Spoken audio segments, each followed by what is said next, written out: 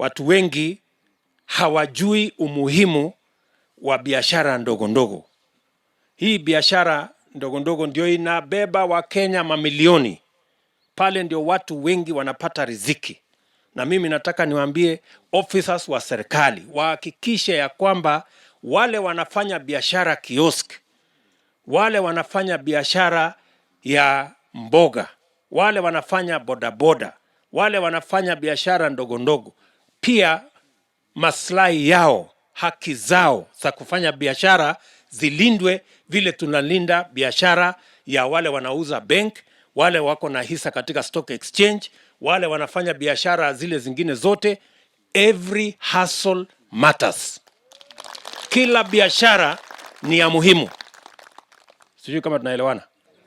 Hii ni kuonesha vile wewe unalala leo si vile utaamka kesho.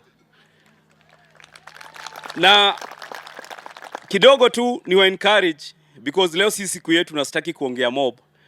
Nataka tu ku encourage na kitu moja. Niwaambie hivi.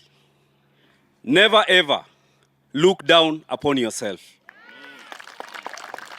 Never ever underestimate the strength that you have wewe kama hustler. Never ever allow anybody to look down upon you.